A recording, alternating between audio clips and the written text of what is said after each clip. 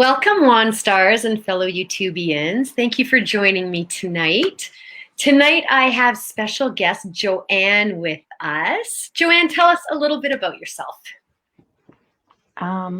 Okay, well, I thought I was going to rehearse that a little bit, but I didn't. So, the short version is I'm a little bit of everything and nothing. I guess for now, I'm a distance energy practitioner, and I use the word practitioner because I really don't have a modality. I just learned directly from source over the course of probably about 30 years. And I'm actually in the process of writing my modality out in a book. So, yeah. And aside from that, life experiences. I'm a carpenter. I've been a single mother. I'm a survivor.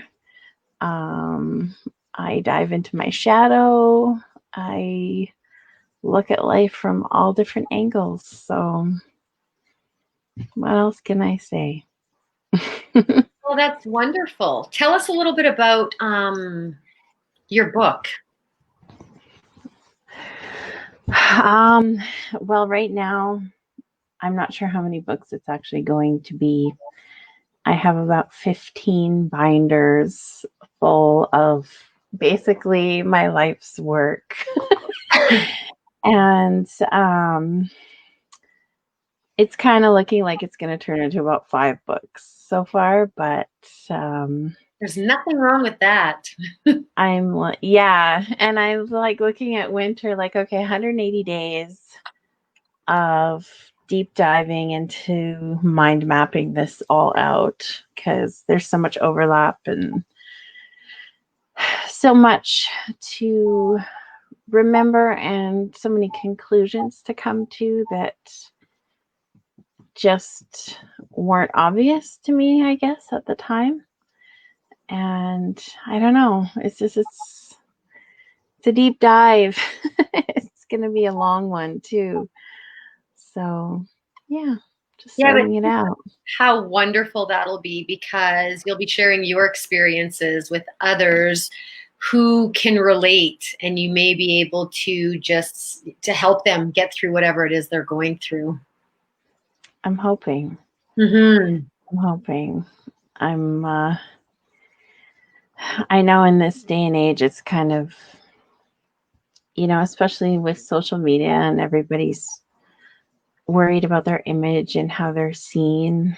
And, I'm kind of like, I guess, messy. Like, yeah, I found a pocket of rage in me and it was ugly, and I expressed it. I wrote poetry about the forbidden topics in our world, and like it was just, I think it was like beginning of summer. I was dealing with some stuff and just really going into how the proverbial mother image is so untouchable, and how, it's almost sacrilege to say anything bad about a mother or a woman in general. It's kind of like the one topic we're not allowed to touch. We can't go there. The sacred mother. But, like I had a lot of dark shit to say about mine. And so I wrote this like beautiful, blasphemous poetry about all the things that I experienced in that really, quite thoroughly messed me up. And I brought up how, like, oh, it's forbidden to say, what if mother was this or what if mother was that, and And I mean, it was quite revealing and satisfying, and yet, kind of sad, because it's like, yeah, we can't, we don't even know what we can't acknowledge in today's society. Like, it's so forbidden that it's part of this silent code that we hold ourselves in. Well, and with we have so many outlets, but at the same time, we don't. And fortunately, we still have that pen and paper. Yes. I mean, as long as we have that, because that is a huge outlet for me. For the longest time, that was my best friend because it was my only safe place where I knew my secrets weren't going to go anywhere. That's right. Yeah, And if I need to, I can take those pages to the fire pit. absolutely. Hi, Ashley. Thanks for joining us. And that's so true. Like, it's not going anywhere. However, for me, there was always the fear of what if this is found? What if someone reads it? Well, and I still think that. And like, I'm at 15 binders full, and I still think, like, holy crap, if I were to croak tomorrow and somebody read all my life stuff, whoo. I burned all of mine in case that happened. I burned, Did you? yeah, like 9 or 10 diaries. Wow. And it was so difficult because it was as if all of those memories and everything was going up in flames. But you know what? I still remember a lot of it. So if need be, it's still all there. But it was very healing to actually let it go. Yeah, Yeah. it is. I can almost feel it right now. It's like, yeah, whew, lift. Mhm. I've got a lot more alk in my. Yeah, Sorry, go ahead. it's also healing to share it with others, to have that confidence and that ability to share. Well, and I always liked. Did you ever see Eminem's life story movie 8 Mile? I sure did. Like, at the end, that was his whole thing. He was like, okay, so I'm messed up, and this is, the part of me that's pathetic. What now? You know? And so what? Well, And I really feel that's so empowering. It's just like, once my story is crunched up and digested, and it's no longer really an attachment to me, it's just what made me who I am today, then so what? well, and that's where I have a hair on my nose and it's bothering me. That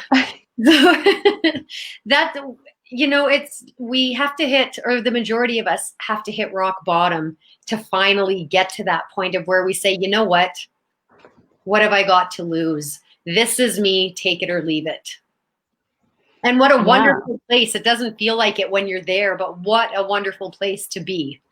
it is. And I've even had like I don't know if our audience is familiar with Dark Night of the Soul, but Some of them will be, yes. like, I had one that was probably about 18 years long. And I remember at one point, like, it was like this big horror story of like me losing my entire belief system, having this crazy Kundalini awakening, and trying desperately to hold on to some shred of sanity so that I could provide this illusion from my daughter that we were normal. And I sense that you relate to some level. And in the meantime, my entire belief system was disintegrating. And so I was in such a delicate balance of I'm literally in the mouth of madness. And here I am, Martha Stewart, or trying my best, which I know I never achieved.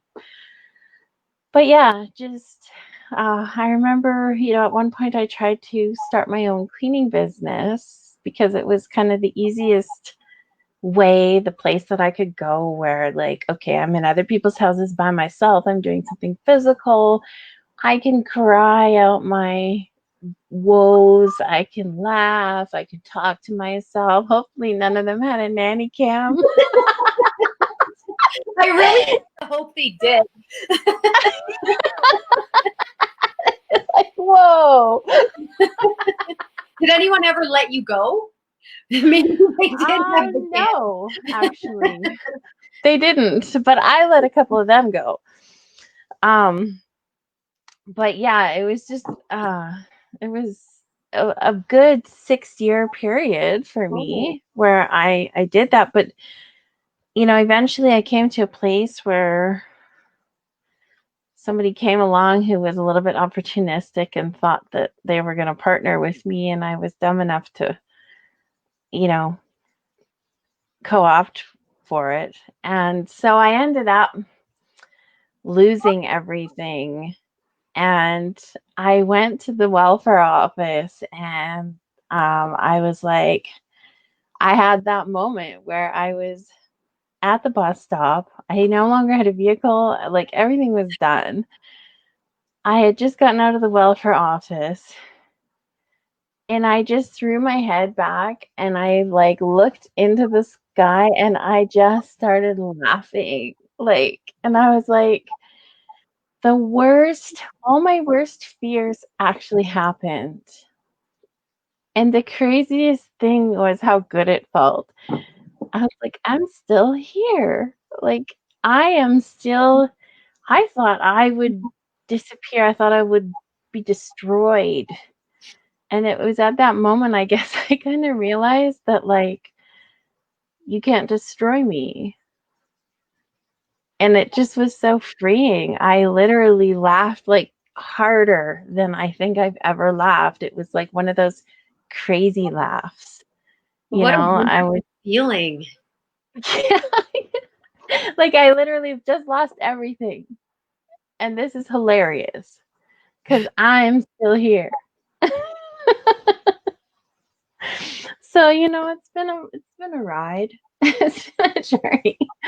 Well, look at where you are now. Like a strong, beautiful, confident woman that is sharing your story to inspire other women or children or men, anyone that is in that predicament, that, reminding them that they can get through this. Yeah. When you're forced into that spot where you have no other choice but to trust, that's when you find out what you're actually made of. And that's when you realize you really are the stars. You really are a star. You really are connected far beyond this world. And no one can destroy that. Well, Nothing that happens to you here can destroy that.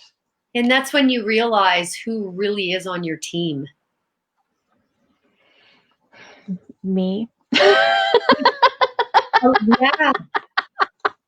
Well, yeah. And before you realize you're on your team, it's really hard to have any other cheerleaders, because how do they know who they're cheerleading, who they're cheering for, right? So Exactly. So let's hear a little bit from you, Cynthia, about what part of that do you relate to?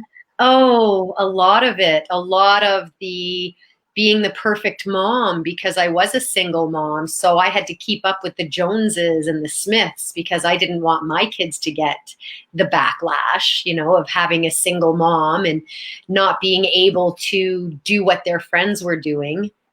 So I did what I needed to. I worked 2 jobs. I did everything I needed to do. And the Martha Stewart thing fits in perfectly with me because I did the baking. I did everything that I had to do to make us Wow. a normal family.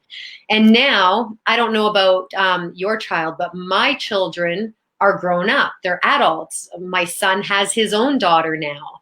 And when we talk about them being kids, it's awesome to hear what they have to say, because they always say, Mom, you were weird. Like, all of my friends knew you were weird and they thought you were so cool. And I was like, no, I was normal. And they're like, no, Mom, you were not normal. I sit back and I think, but I did my best. Like, I was so normal. And they're like, no, you were anything but. And, every now and then they'll throw out examples, and I can't think of any right now. I wish I could, but they'll throw out examples and I'll look at them and be like, I didn't do that. And they're like, yeah, you sure did, Mom. So, That's hilarious. I tried to protect them the best I could, and they saw through it, and they saw who I actually was.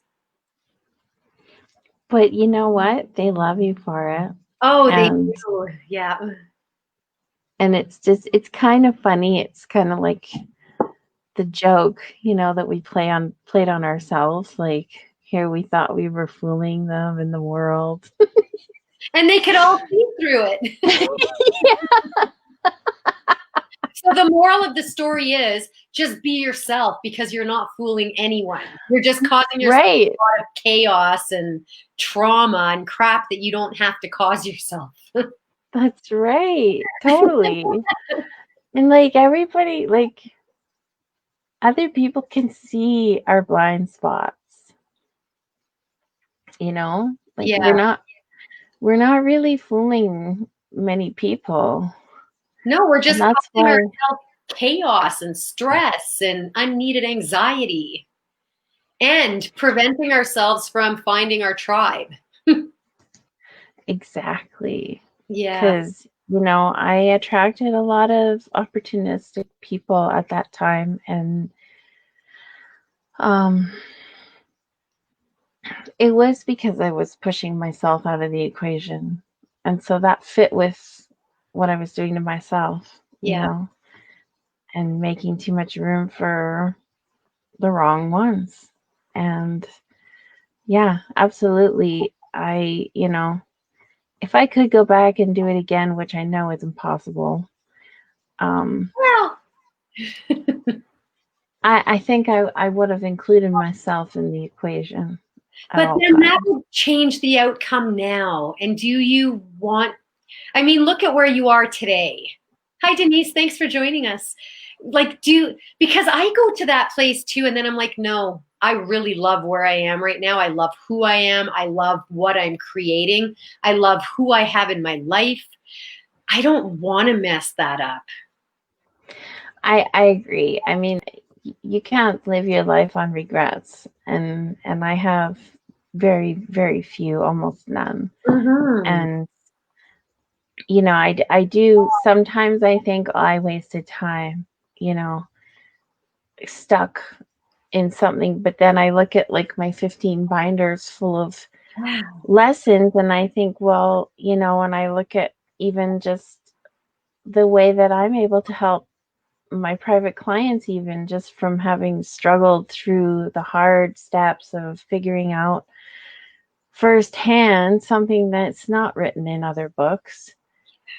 And then they're, they're able to just move through it like, oh, and I can like watch them, oh, and I'm like, oh. So And it's, yeah. Sorry, go on. no, I'm kind of done. I just, it's precious. It seemed like a waste of time at the time, I think, but how else would, like, I searched like I was looking for a needle in a haystack that was, $1 million diamond. Like I was searching for that next out. Like, how do I push past this perception? Because Mm-hmm. the problem with the perception is if you could see past it, you wouldn't be stuck in it, right? And just always wanting to get out of that perception that was blinding me at that moment and really pushing for it. And maybe there was an easier way, but I was in my 20s and I had energy to push. So Yeah. that's what I did. And the upside of all of that, for me anyway, and I'm sure you can relate, is We went through all of that in our teens and in our 20s and maybe even in our 30s, maybe even in our early 40s, and now we get to live this abundant life and share our story with those that are going through it. I would not reverse that ever, to have an amazing teenage, 20, 30, early 40s, Yes, to go through it now. I I am agree. so grateful for what the universe has in store and for everything that I've gone through to prepare me for this. Yeah, it was all prep work. It was Mm-hmm. all groundbreaking. And that's the thing. I mean, maybe that's the next thing that's coming up to talk about, the little story about my sunflower Absolutely. garden. Yeah. It's been very, I've had a sunflower adventure this year, and it started out with the seeds, and I planted them in my little containers, the little starter packs. And I've never really grown anything. I did in elementary school when it was part of the curriculum, and everything else has just been houseplants that I bought at the department store. So this was kind of new for me. So I thought, okay, it's April. I'm going to get a head start. And here in Canada, in, the prairies, our growing season doesn't start until the last week of May. So I thought April was looking good. So I started them and I'm like, this will be perfect. They'll have their allotted, however many weeks in their little starter spot. And then I'll go out and I'm going to build my garden box from scratch because I'm a carpenter. And it's all going to be awesome. And it's all just going to happen, bada boom, bada bing. And and so we had tons of rain, and our summer didn't start the way it would have been nice to have started. And the pulling up that grass, oh my god, was that ever a chore? And all the tree roots that were going through there, and then dealing with like asking the trees, can you retract your energy so I can cut this, like um and so it took me a while, and I actually stunted the growth of my sunflowers because they stayed in there way too long. And finally I got the box built, but they weren't really growing like normally, like the way like my 9-year-old neighbor had rented a garden plot, and he planted his like straight into the ground, and his were like so much bigger and better than mine. It's just like, whoa. Which is fine. I think that's awesome for him. But it was a clear lesson. It was like I felt like Source was like just tapping me on the shoulder and saying, hey, you're really good at planting seeds, Joanne, but you really suck at building garden boxes for them to grow in. Like, damn it, it's true. And so it just, this whole lesson just started to take formation about, if you're going to do something, think about the complete picture and make the proper room for things to grow, because it's one thing to be a good manifester, but it's another thing to create a structure and a space for your dreams to actually grow into something. And so, it was just one lesson after another with those flowers. I mean, the sunflower, if you look right into the center, it is, the geometrical, the flower of life. They make that Mm-hmm. shape. And they're just beautiful.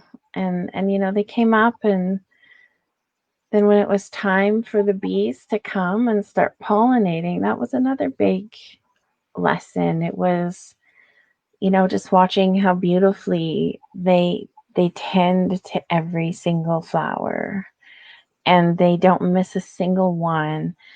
And you know, when a bee comes to one flower and pollinates and goes to the next flower, that flower doesn't get jealous.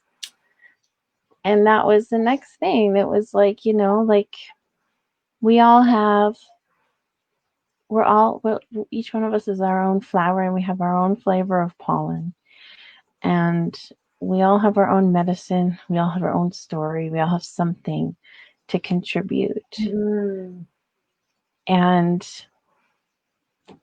when we start trying to hold on to the bees and say we're the only flower, we're completely screwing ourselves over, because our pollen needs to be spread to other people's flowers.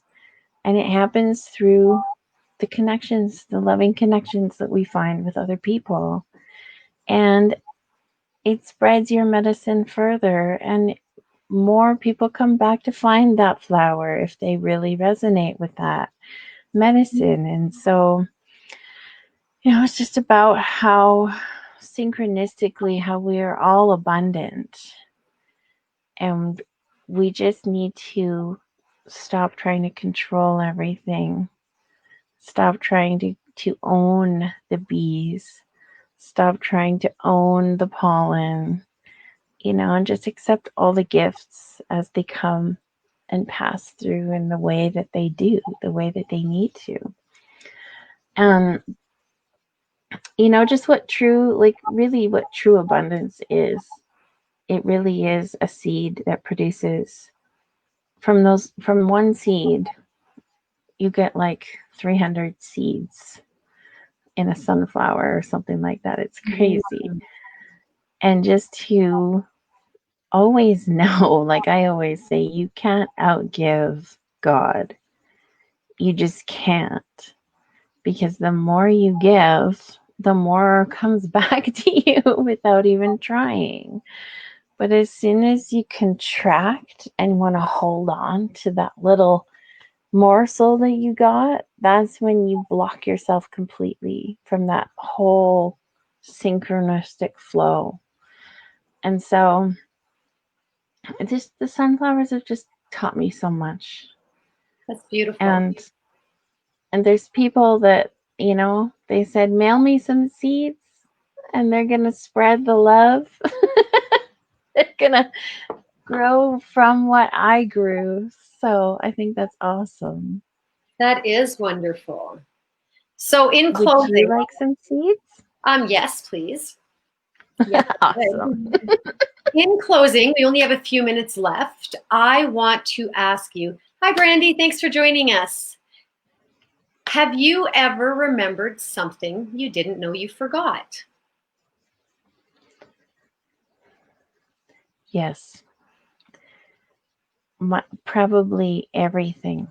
I can Everything relate to that's that. I can't really think of one specific thing. The sunflowers is a great example of that. Yeah. Just knowing how abundant, how readily available abundance really is when you stop looking at whether or not it's abundant. That's wise. That's a perfect note to end on. Yeah, we often forget how abundant we really are and take it for granted, myself included. So I want to thank you. Thank you, Lori. Thank you for joining us. I want to thank you for joining me tonight, Joanne, and I want to thank everyone else for being here. I know you could be anywhere, and you chose to be here with us, and I appreciate that so much.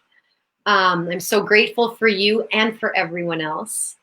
And I want to invite anyone that's watching to reach out if you want to be a guest on Tea with the Universe. You can reach me at info@cynthia.services and just put tea in the subject line. I would love to have each and every one of you on. We all have a story to share, and I love to share them.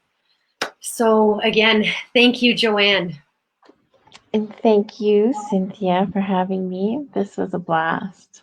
You're welcome. Thank you, everyone. Namaste.